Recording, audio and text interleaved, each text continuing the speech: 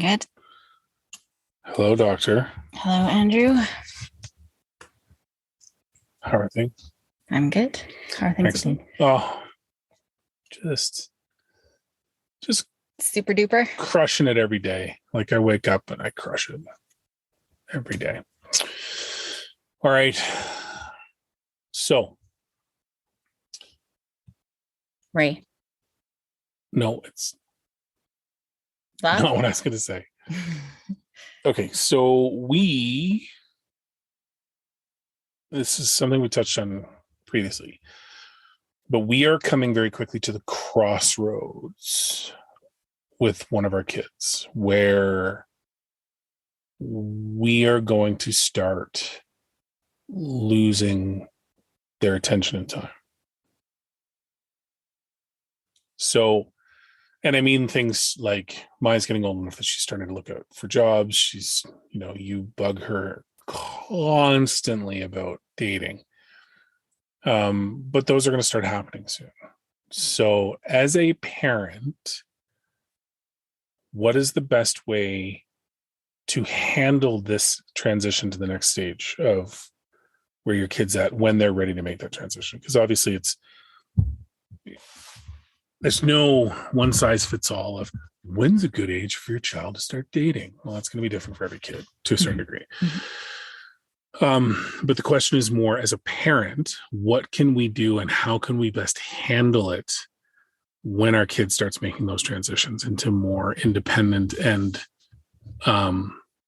distant pastimes from us? So it's not supporting their transition. It's us managing our own emotional well-being. Could be both.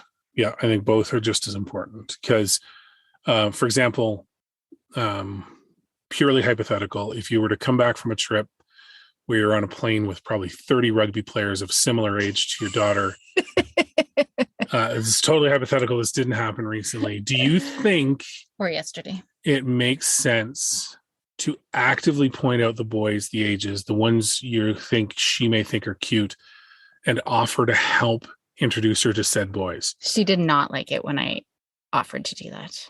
Oh, that's weird. I wonder why. But do you think that was the right decision? Do you think it was the wrong decision? Or do you think it was the funniest decision, thereby making it the right decision? It is kind of funny, but she was very upset with me, even though I was just joking around. Super upset. But did you notice how much she was brushing her hair and putting on deodorant? And then I'm like, because she was gross and stunk because she'd been traveling for a month. And then I'm like, ooh, that gaggle of boys totally just watched you carry your luggage by. And she's like, oh, and she stood up straighter and she's interested. She just doesn't want me to embarrass her. Here's one thing I noticed on the most recent trip. And even Willow was getting mad at me. Mom, just leave her alone. Stop being so embarrassing. Yeah, well, you're an embarrassment. Just trying to help her out. How'd that work?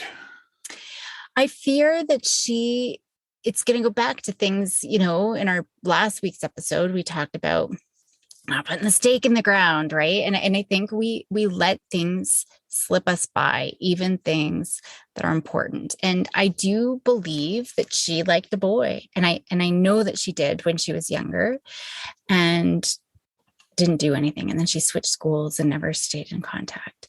I don't know what she feels about that. And same thing, I think that there was a boy that she liked and would have loved to have hung out with him this summer, but didn't take the opportunity. We just watched a movie not too long ago. Dunkirk? No, we bought a zoo. Oh, with the handsome Matt Damon. He's not handsome. Sorry, Matt, if you listen to this. He's classically handsome. Not. But anyways, he says... So you're more of a Ben Affleck guy?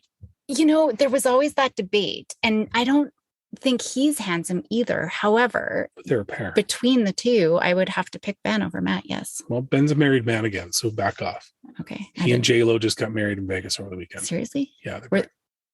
Didn't they date a long time ago? Yeah. That's where the term J-Lo came from. Jennifer. No, Benifer. Yeah, not J-Lo. Jennifer is a real name of people. Benifer is not. Oh, interesting. Anyhow, yeah. So So you think it's important to push the issue gently and lovingly so as not to miss an opportunity? What I'm trying to say is in the movie, he talks about 20 seconds of bravery. Right. And so that's something I always push. 20 seconds of bravery. It's going to be awkward. It's going to be uncomfortable. You're going to go out on a limb, maybe make an ass of yourself, but it's that 20 seconds of bravery that could make all the difference in your life. It's not the quote specifically word for word. He probably says it way chills. better.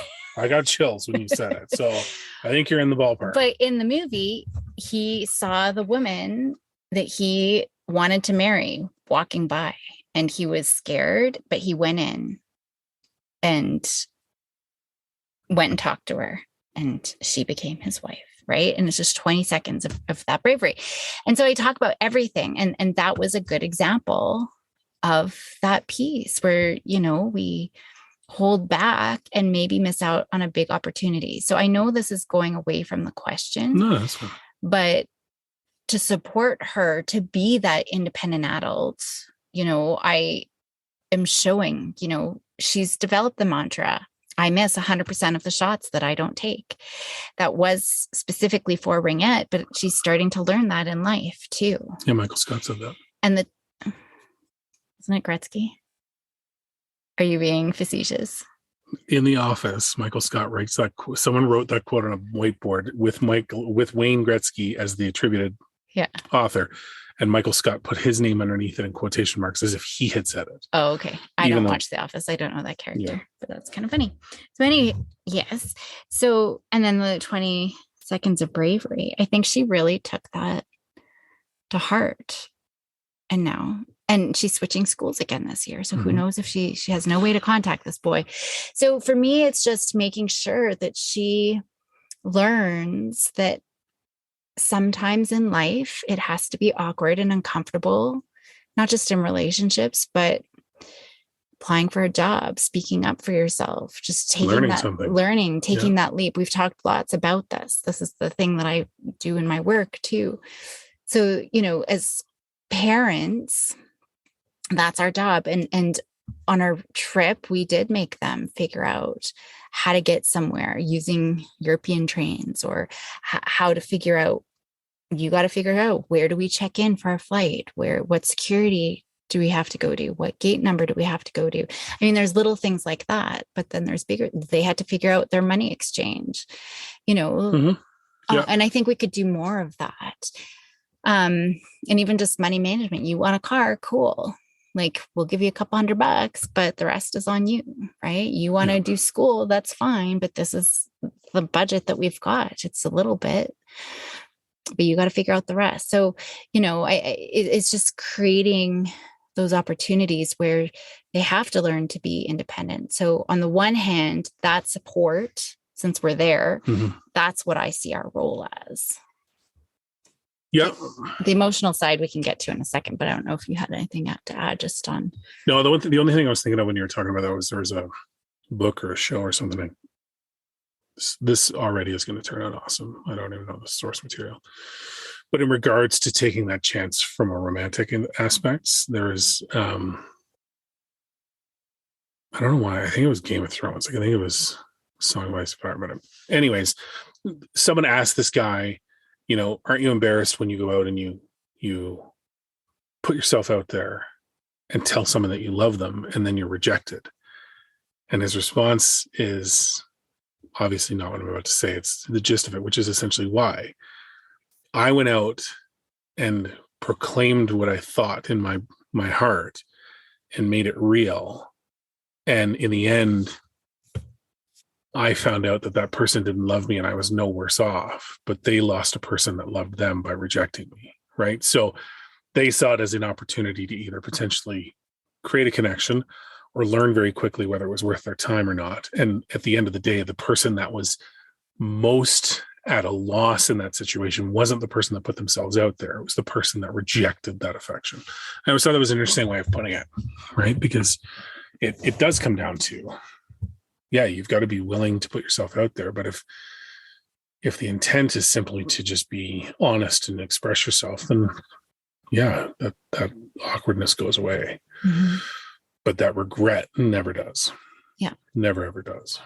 Yeah. No, so that makes sense. So back to the original kind of, and this is all on the same track, but as we see these opportunities, or as it appears that this stage is likely about to start at some point, besides trying to create these opportunities or encourage her or give her these lessons to take those risks, what do you as a parent think you need to do when they happen?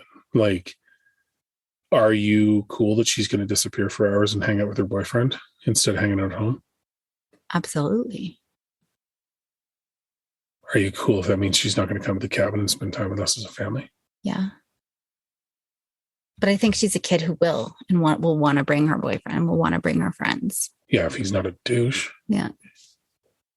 What are your thoughts on me never warming to this individual and constantly acting as if they're under threat? Then you will be under threat. From who? So hang on. If I try and tell El Polo Loco here, whatever his name is going to be, or I imply that his life may be shortened dramatically by actions and decisions he makes, you're not okay with that? Yes. I'm not okay with that. When would you be okay with that? If he's a total douche. I've got a good radar for that. Do you? Yes. Okay. I have surrounded myself with some of the douchiest people you can find my entire life. They are my friends. But are you going to be biased against any boy who dates our girls, especially our 5'9" redhead model daughter? No. I mean, all jokes aside, no. If I get a like a legit feeling, yeah, I'm going to bring it up, but I'll probably bring it up to you. But it's pretty quick to know when someone's a good person or a bad person. Yeah. Or when someone's fake. And even then, I don't think we could confront her on that because she would never listen. She would never take it up. Exactly right. That's why he needs to understand that threat of extermination exists. We are on the same page. We just got to send the message in a way that she would take it up. I think, and well, I've talked about this before. You've heard me say it for years and years and years, and I've said it on the podcast. My job isn't to be that person that does that. It's not my job. My job is to try and set them up so they themselves can pick up on it and make the decision that's best for them. Yeah. Because I never want them to settle for someone either in a romantic or just a platonic relationship that treats them like shit, and they feel that they have to take it. Mm-hmm.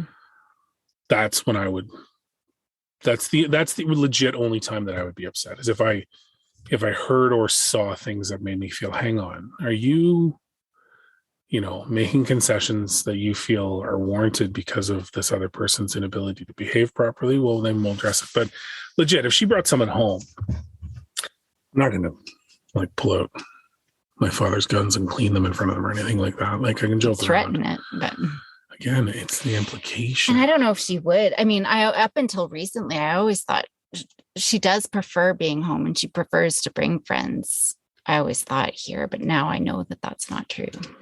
Our house is an embarrassment. We're an embarrassment. So I don't know if that would ever happen. But, that's the other thing. I would want to create a place where there's always snacks, where they're always welcome, that the friends and boyfriends feel comfortable and want to come here, right? Yeah. Because I would definitely rather them be here, because then we know she's safe and whatever. But yeah, I think, I'm okay with that. I like that she is going out more, and when our hockey team was doing good, she went to the Red Lot downtown. Mm-hmm. She hung out by the police. I mean, we know she's a responsible girl. And I think she is a girl who does like being home and hanging out here. So I'm not too worried that we'll never see her again. Do you think that we are too quick to allow all that freedom when it presents itself because we want her to be out so much? We want her to be more social? Maybe.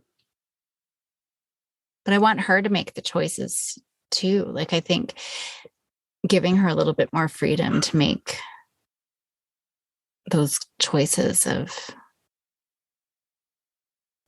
whether to go or not go, or, like some of her friends weren't allowed to go to the red lot. And that was a big disappointment for them, kind of outcast with the rest of the kids. Not that that's anything that's important to me. I mean, if it was really something I was concerned about, I'd put my foot down and draw some lines, but I don't know. I'm not sure I feel like I'm going in circles. No. Here.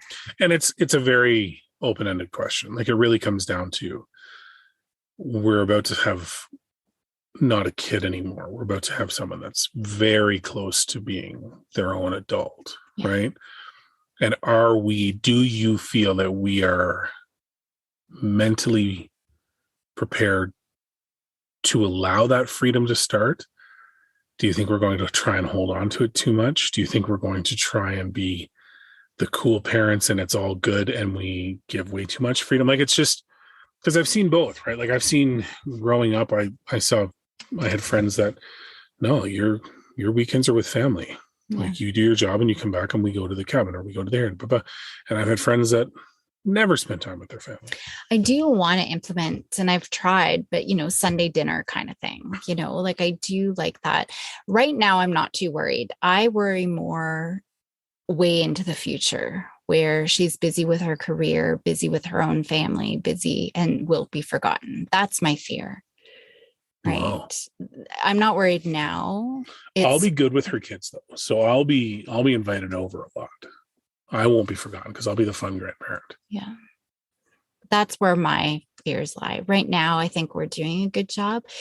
I worry more for our younger one. I think just because Maya is so responsible, and I know she's going to make good choices, and she's not going to be running the streets late at night. Like, she has a social meter and just a good threshold. Like, no, I want to go to bed now, or no, I'm done. I want to go home now. And I think number 2 is more of a law abider than we give her credit for.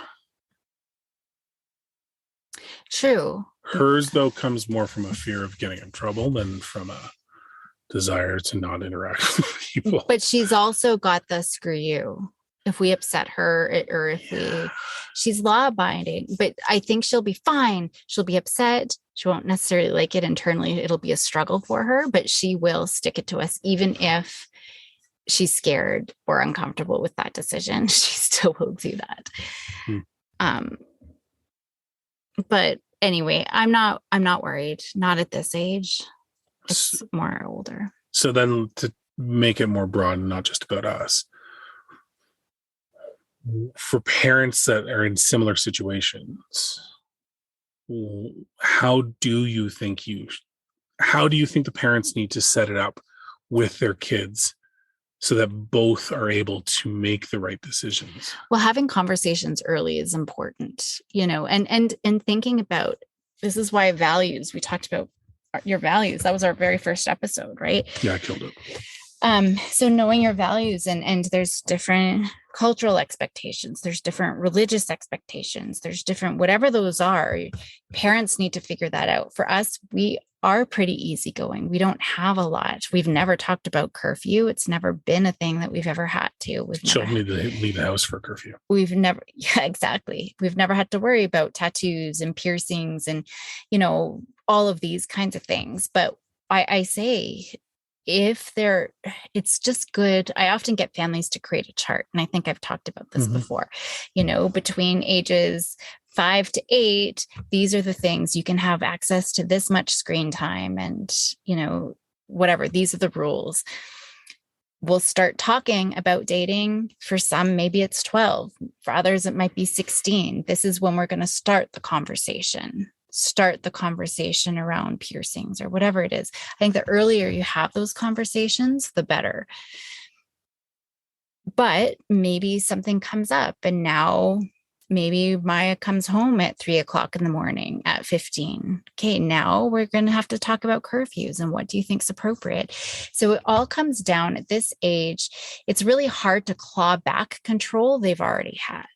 So it's best to give a little bit at a time. If you are a parent who has firm boundaries around dating and work expectations or curfews and bedtimes, know what that is and give a little bit out. It's so much harder to take it back if they've already had it. And so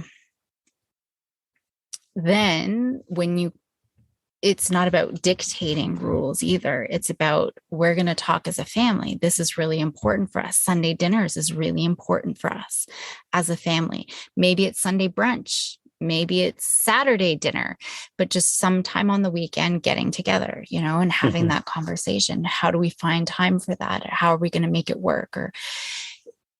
Or about dating. Let's talk about this. Why is it important for you and this person? And what are our concerns? So I think having those family meetings now, maybe the family meetings are with your young kids about picking up their socks or picking up their Lego. But over time, the topics become more complex. We used to have our family meetings every Sunday. Now we just call them as we need them. The girls are actually pretty good about calling them. But those topics will become more complex. And so having those regular family meetings is good anyways, weekly or monthly. Then you can start bringing these things in. So that would be my advice. Start early, kind of think about what's important to you and just really learn how to collaborate with your kids to make a plan about what those expectations are going to look like. Would you allow a boyfriend or girlfriend to attend your family meeting? Yeah. I think for me, sleepovers would be the big one. When do you allow a sleepover with a boyfriend? 30, 32. And it's funny because kids will lie. Hey, I'm going to go to Sally's house for a sleepover, right? When really they're going to Jimmy's house for a sleepover. So I think having that open, honest, well, let's talk about this. What's appropriate? Not just, no, you're never sleeping over, because then they're going to be like, screw you. I'm going to do what I'm going to do. I'm going to lie. Anyway, they're going to do it anyways. Right. So having, Kate, let's lay it all out. I can see why this is important for you. These are all of our concerns. What do you think about our concerns? Do you think what's valid here? Right. And kind of moving forward that way, because developmentally, they want more autonomy, right? That's just a normal, from the minute they're 2, they have this counter will and it just grows stronger, and they're developing into adult bodies. They're reaching adult age. They're feeling like they're adults and they want that autonomy. So we can't start becoming dictators. We really do need to it's a collaborative partnership. Yeah, that we're working. That totally scared me. I don't know why. I'm just getting really tired now. But that's our job, right? To be there to support, but knowing what our red lines are. Drugs, red line. Absolutely not. Like, I'm going to put my foot down when it comes to that. But any drugs? Yeah, at this age, yeah. Yeah, fair enough. I can't argue that. I was going to make a joke, but I can't really argue that. Fortunately, she's terrified out of her mind. I started that nugget very, very young. And so she's at the point. And she's never going to touch a drug that involves a needle. So we're good there. Did you know marijuana comes in needle form? Watch out.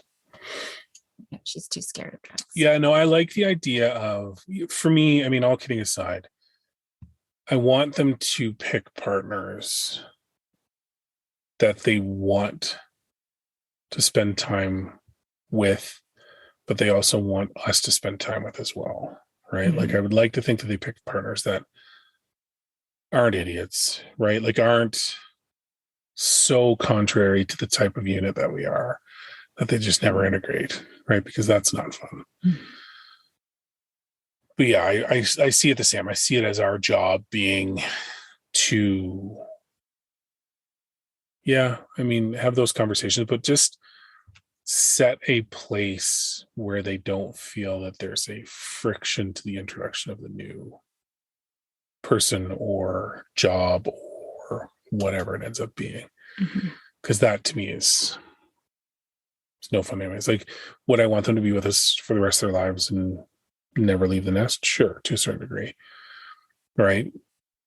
But I would also much prefer if we added people to that. Yeah. right? As opposed to them feeling they've got to go off and create their own completely, right? And cut us off. So, yeah, on the emotional side of things, I'm not too worried. I mean, researchers show that empty nesters are happiest in their marriage. It plummets once you start having kids, and it just worsens, deteriorates through teenage. But as soon as they leave, like, that's the happiest couples are in their marriage. So, yeah. Of course, I don't want them to go. Of course, it'll be sad. There'll be grieving process. But for me, the biggest thing will be maintaining the constant connection. That for me is the ultimate goal. So we can still be an important part of their lives. If they still want to call us and debrief, like, hey, I got a promotion, or hey, I got fired, whatever it is, they still want to come and talk to us. Hey, I got a tattoo. Whatever it is. Yeah, no, I agree with you 100%. Okay, that was my question. Cool. Yeah, I think I got to wrap this up. It's really hot. I feel like I'm going to pass. It's because this podcast is fire. Or it's because it's 32 degrees out. Something. Yeah. All right. Good evening. Good day. Good day. Take care. Keep your stick on the ice.